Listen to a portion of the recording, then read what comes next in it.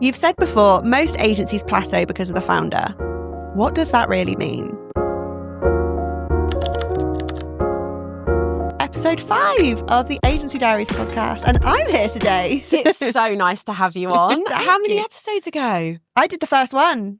So it was me and you did the first one, and now we're 5 in. We're 5 in, yeah. Can't believe it. Here we are. So I actually have to answer your question though. Yeah, you do. There was a question there for you. Yeah. What does that mean, Kate? So what does that mean? It's a difficult one, isn't it? Because, and we've spoken about this on previous episodes before. Yeah. You 9 times out of 10 start an agency from being a freelancer because you might have gone from an industry and you decide you want to go on your own. There's so many freelancers out there that do, great work in their industries, in their lanes.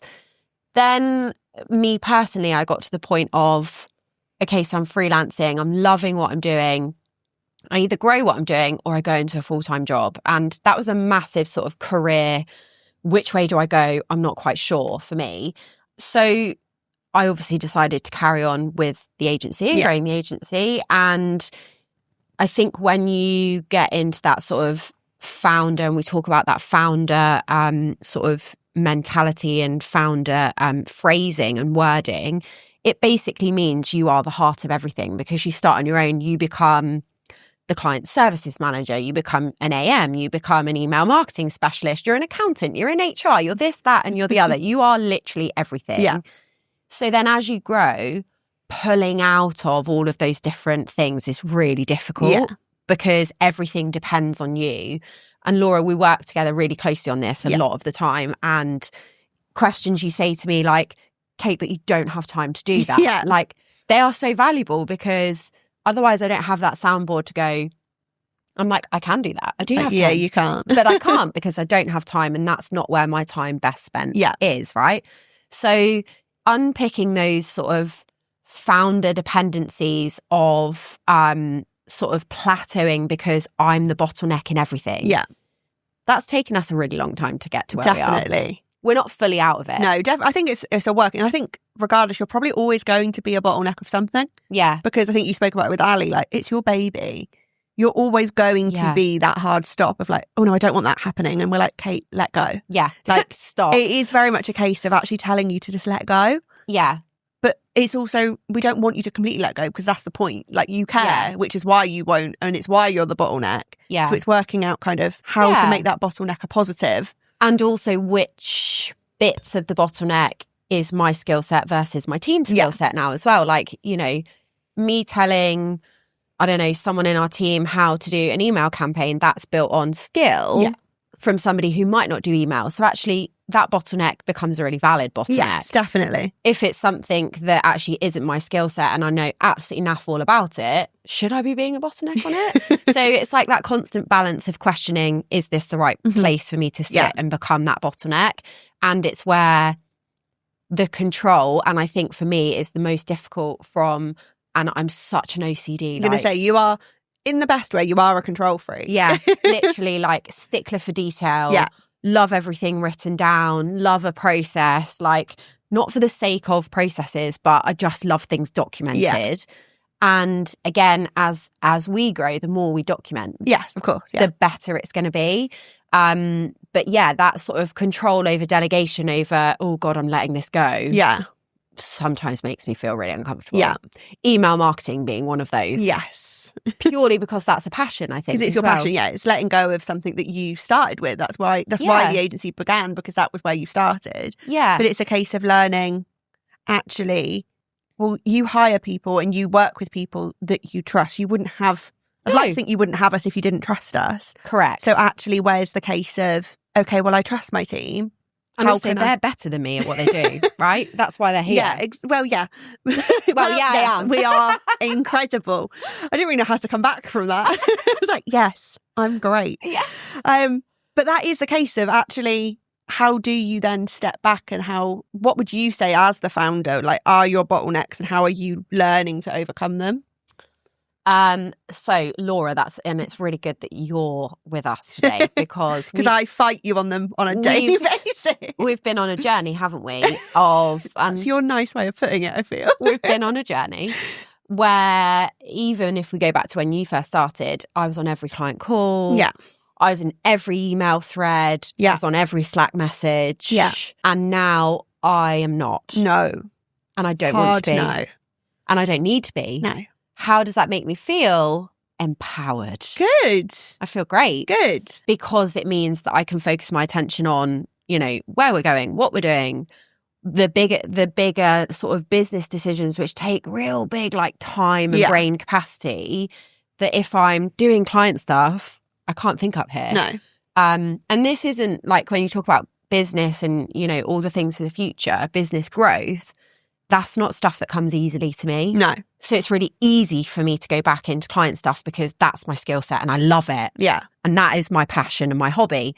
So if you would say to me, Kate, can you just take this client call today? I'd be like, yeah, if you want me to, because I love that. Yeah. So it's leaning into your strengths, but also leaning out of your strengths, which again is a real big challenge. Learning a new skill set, something you've not done before, which is all the stuff I'm doing now. Yeah. So is that a luxury? Yes, it's a luxury, but sometimes can be really challenging, I think. But is that where you have to remind yourself that actually that's why you are an agency owner and not just working for someone else? Because that is why, that is what I'd like to think that's what you wanted to do. Like, otherwise you would have stayed a freelancer or gone to another agency or gone in-house. You can't be an agency owner on every client call. You can't be an agency owner doing the service because you don't have enough arms, time, or brain power. You don't have it. And that's why you have a team. Otherwise you have your team there fighting you to be like, well, what are we doing? Yeah. Like, why are you on my social client when that's my client? Do you do socials? Yeah, like, why are you getting funny about that? You don't understand. Kate, get off TikTok. I hate TikTok. I hate TikTok. But no, it's so true. And I think one thing that we know really well as a team, and don't laugh when I say this, is the speed and agility that we move at. And that is as easy as, I've got this new idea. And I think I say that a lot. Yes. I've got this new idea and we need to do it. I mean, here we are. Here Here is one of our new ideas. Born, hey?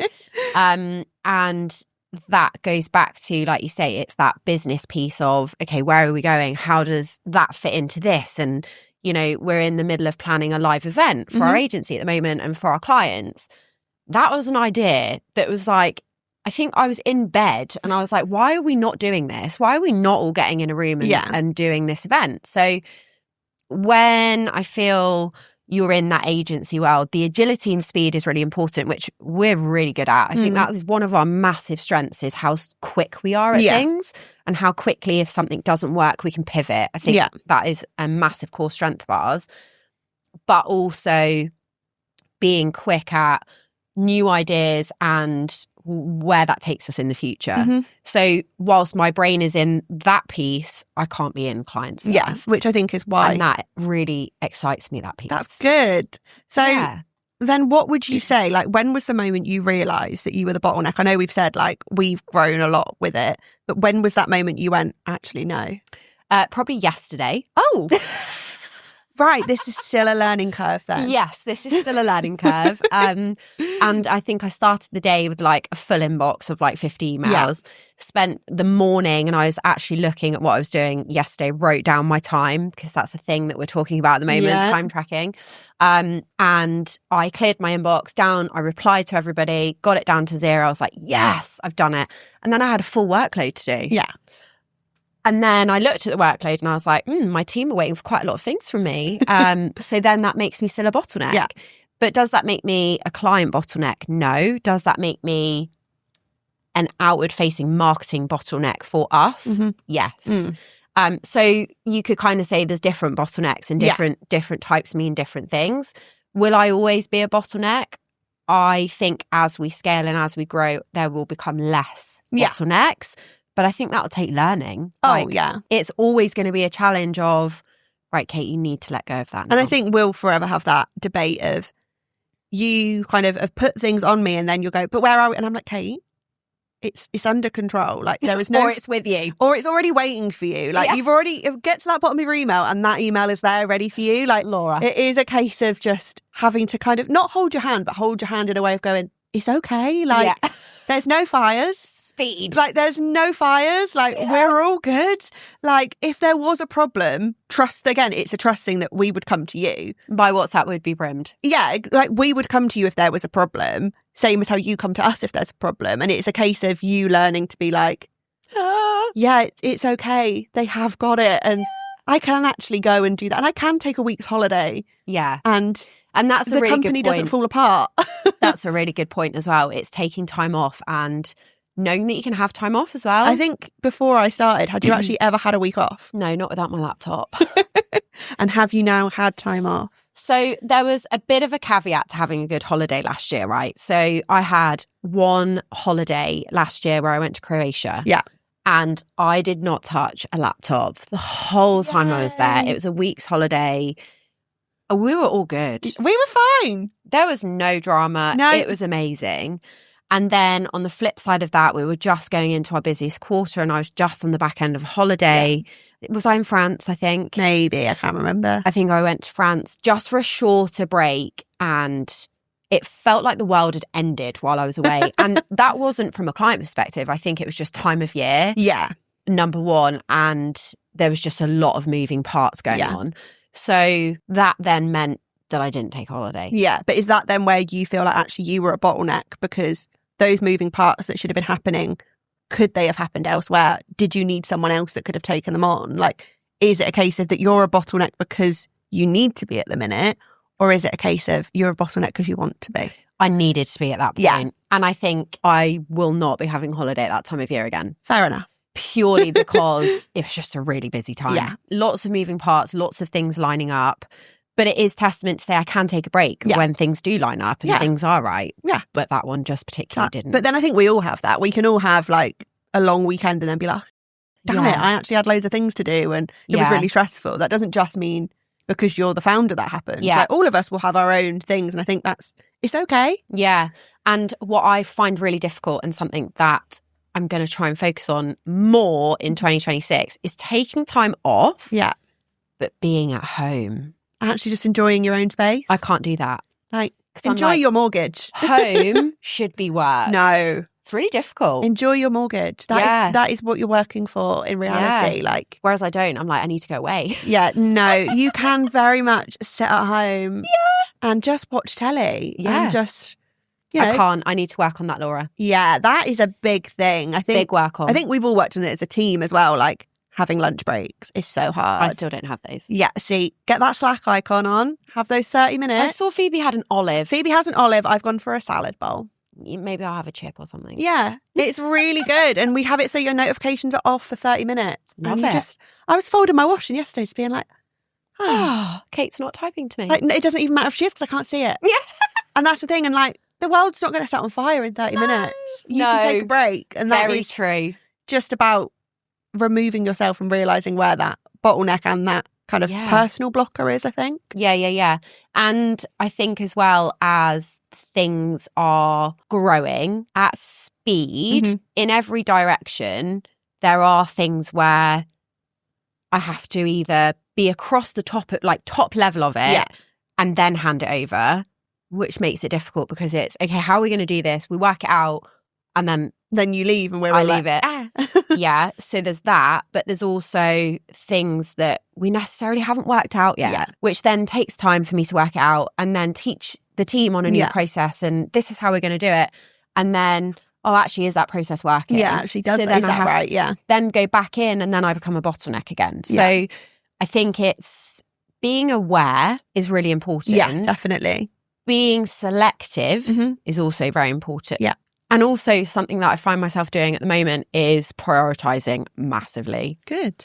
Because like yesterday, I was looking at my Monday board and I was like, so I'm just going to have to work till midnight tonight. It's like, no. And then I was like, but I could actually push quite a lot of that stuff. I'm going to say. It's not actually all that critical that it's done today. So, and that goes into work management, doesn't it? Which, again, I'm a stickler for detail and OCD and, all of those things. Like, if anybody looked at my Monday board, they'd be like, whoa, because everything's in there. But again, prioritizing your workload, what's important. And from a founder perspective, I prioritize it based on, just like when I spoke to Ali in our previous pod, is it going to affect the business? Is it going to help get new sales in? Or is it going to affect my team? Like those three things for me are like, okay, so what's the priority right now? Yeah. And sometimes that means I have to, leave you guys unread for a little bit because my head is in like something around accounts, which I hate. Or, whether it's a new process on something or time track, all those things that I love. Like I was saying earlier, like it takes headspace for me to then get back into the bit I actually really love. The bit you want, because I feel like we're all guilty, the fact that we're very easy to get sucked back into the thing you love. Yeah. Like if you ask me to do something on like on socials, I'm there. I don't care about what Kate's asked me to do on processes. Yeah. It's gone. Client management is gone. Ask me to give you a review on TikTok on what's performing. I'm there. I am write a social strategy. I'm on it. And I think that's we're all guilty of it. And it's so easy when we can all say like, well, if you give me what I love, I'm going to do it. Yeah. But it's a case of actually, well, what I love, I can get done so much quicker. Yeah. Then we get the boring stuff that takes headspace out of the way. And then the bit that actually doesn't require much headspace from me. Yeah. Get it done later. Yeah. And I think as well, again, I was saying to Ali on a previous episode and when we spoke to Hannah, my most productive time to think about bigger picture stuff is outside of working hours. Yeah. And one of my biggest things this year is I need to make sure I can do that inside working hours. Yeah. Not when everybody finishes work at like 5 o'clock, I have between 5 and 6, and then it gets from like 6 till 9, and I'm like, oh, this is pure gold because there's nobody there. Like my inbox goes down, like my message, like that's my moment to reply to everybody. Like I never leave anybody unread at the end of the day. That is my OCD, like through and through. Good trait or bad trait, I just can't do it. And for me, that's like a time of gold. Yeah. But actually, in the morning, when everything's starting to kick off and tick off, like I go to the gym. Yeah. Because I don't have the headspace at 8 o'clock in the morning to sit down when things are starting to tick off and be like, right, I'm ready. Yeah. Whereas I was saying to Phoebe only yesterday in our team, for me, my most productive days are the days I've been to the gym in the morning. Yeah. Yeah, no, I'm the same. Because my brain is like fully on fire. Yeah, if I've like gone out and walked the dogs in the morning, I'm like, oh, yeah, great start to the day. Like I'm ready. Yeah. And I also think that's something to do with working from home. Yeah. It's having that kind of journey to work, isn't it? So otherwise you're not rolling out of bed, strolling into your office. I think it's that getting into the mindset of work. And I think that will then help you with the treating your home like home. Yeah. Like, I love my home, by the way. I absolutely love my home. But yeah, no, 100%. So it's working, it's finding the time to do the bigger stuff, but in the normal day to day, which I'm not there yet. Well, I'll let everybody know when I get there. Yeah. We'll and how I did it. Yeah. Yeah. But I guess the other piece around sort of being aware as well is, and something I try and do, maybe not as often, and it's something that so we have another podcast, don't know if we've mentioned it. Yeah, we do. And we interviewed someone on there and she said something to me that has stuck with me actually. And she said every quarter she sits down and she goes through and audits everything that she touches within the business. So she goes through and she goes, okay, so this month I've done sales process, I've covered, bear in mind they're a food brand, so I've covered retail, I've done ops, I've done this, I've done that, I've done this. And she audits everything she's touched that month. And she'll say to herself, am I the best person to be doing this job? Yeah. And then she will go through and go, yes, no, everything that's a no, she then factors into her business plan and her growth plans. Yeah. How do I then fill that with someone who's better than me at that job? And like, that really stuck with me because I thought that is so simple, but that is so clever. Yeah. Like if you actually sit down and audit what you do on a week by week basis, month by month, or a quarter by quarter, which bits are you inefficient at because you don't have the knowledge, and who else can support you with that to be efficient? Yeah. Like that is so overlooked. Yeah, it's a really good idea. Isn't it? Yeah, really good. And also thinking about, again, like if you can't find somebody to do the job, how can you then systemize it? Yeah. Could you use AI to help you with it? Which, again, we talk about AI coming in. It's not coming in, it's in. It's here. Yeah, it's totally here. So how can you systemize approaches or, processes or whatever that is by using AI? Yeah. I think, again, from a founder perspective, there's things that can help with that. Yeah.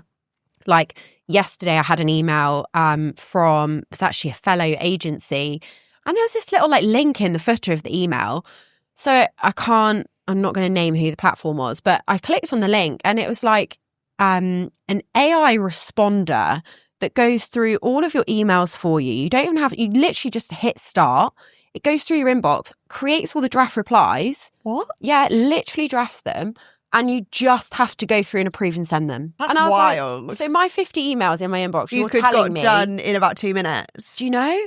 But I think then that goes back to that sort of control piece. Yeah, it's actually, I don't want to. I wouldn't like that. But that's a really good way of saying how you can systemize things because, again, AI can help you with that. Do I, as a founder, feel like that's the right route for us right now? No. Yeah, but I think it's all kind of relative, isn't it? Yeah, exactly that. But I guess auditing it, systemizing it, removing, and Laura, we've got a great example of this, removing that approval layer. Yeah.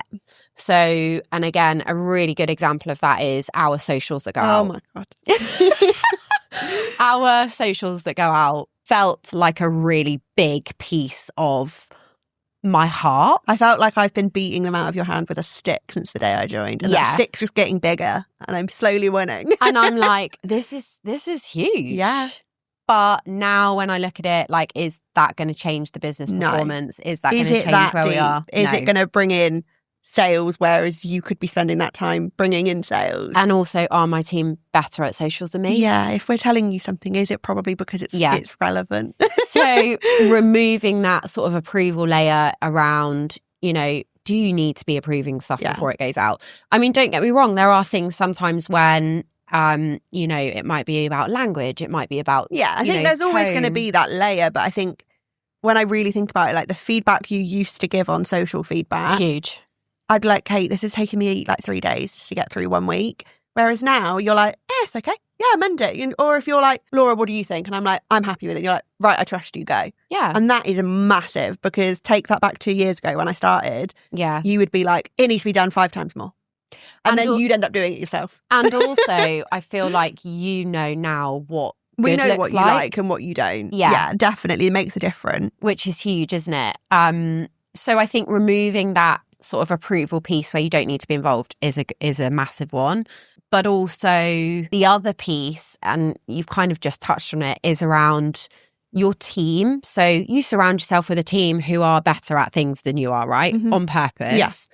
So how can you empower your team as a founder so you're not going to be the bottleneck, but so that they own and run with it and they're like, this is my baby now. Yeah. And that can happen in multiple ways, right? That could be like, I don't know, a really good example, trial reels, Laura, on Instagram, right? If a trial reel does really, really well, someone who's running that in your team, they might be like, oh, I've smashed it. It's worked. It's great. As an example. So how can you empower your team to get that feeling? Another good example, if an email, so I love email, if you didn't know, talk about it all the time. Laura is now an email pro. If an email does really well, Laura picks up on it. Mm-hmm. Laura smashed that. Yeah. I didn't even get involved in any of that. Laura's now an email queen. So again, Laura will then, well, you tell me, did you feel that I nailed that? Yeah, definitely. Because you owned it. Yeah. So there's that sort of team piece around how can you make your team have that feeling of, I've owned that, I've nailed it, and the results have worked. Yeah. And leaning into data really helps with that piece as well, I think, because it backs it up a little bit more. But yeah, I would say those are my sort of key bits around bottlenecking, how you can sort of step away from bottlenecking and be a bit more aware of it as well. I think that's the thing. It's being aware. I think you're always going to be a slight bottleneck. Yeah. But it's actually owning it and being like, right, okay, I know this is a blocker. Yeah. Guys, bear with me, or how can we fix this? And I think that's really, really important. And especially with us being a really small team, we're all bottlenecks in some way, shape or form. Like I can bottleneck Phoebe, I can bottleneck you on something that you're waiting for. I'll be like, I'm not on that right now. I cannot help you. But it's a case of actually, right, well, how do we work as a team? Yeah. How do we all lean on each other? And actually, how do we all own, like you said, it's being proud of something. And being a smaller agency gives us that kind of, actually, we owned that. We did it. Yeah. And it's like when we were saying to Ali, you know, when you are a small team, as a founder, you can work really closely with your team. Yeah. And that's really easy. That becomes a really easy I mean, it's not always easy, but it becomes an easy process. I know what you mean there. You looked at me and went, it's not easy working closely with your team. Thanks. That becomes an easy process, right? But what then becomes more difficult is as the team grows, how do you then, you know, like the founder can't speak to 5 different people and have those conversations, which is then where you think about seniority of the team and how you can then how actually eventually you won't be doing one-to-ones with every single person in the team. Like, you shouldn't actually, as a founder, be accessible to everyone every second of the day. No. Like when I worked in big, like not even in marketing, in really big companies, did I have direct access to my manager of like the store every day? No.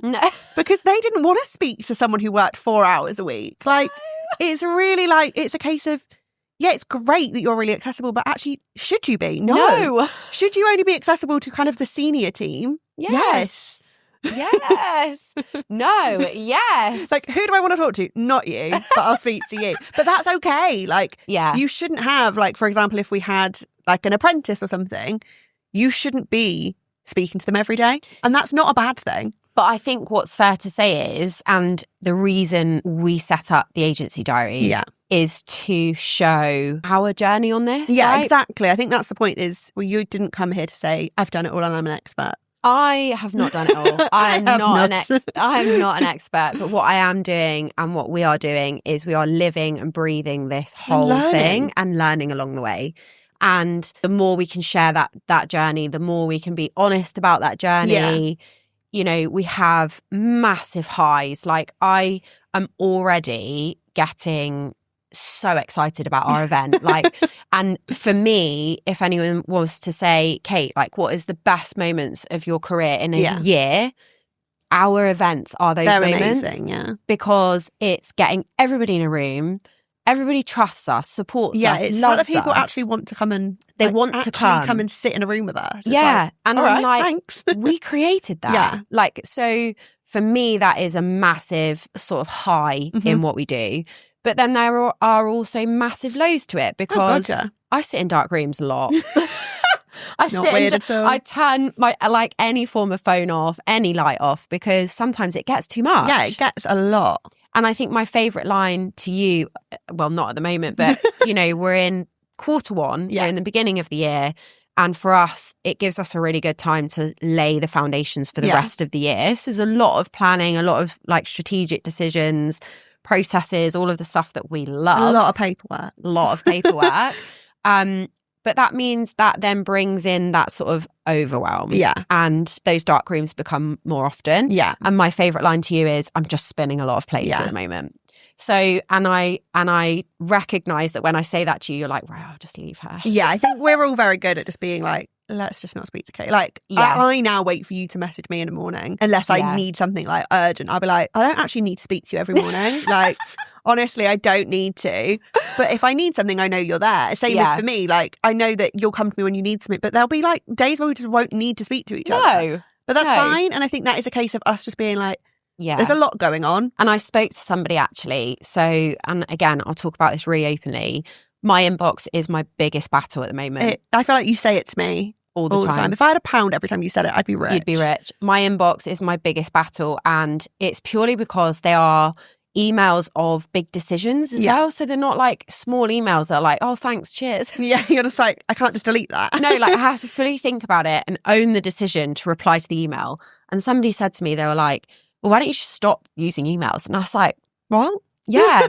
And it was actually another agency owner, and he said to me, yeah, you need to like be really strict with your boundaries on your emails and not reply to them, and you know, like do this and do that. And I was like, but the business doesn't run unless I reply to these emails. Yeah, that's chaotic. So it's, for me right now, and I'm sure lots of people again can relate to it, it's a necessity that I'm replying to them at the moment.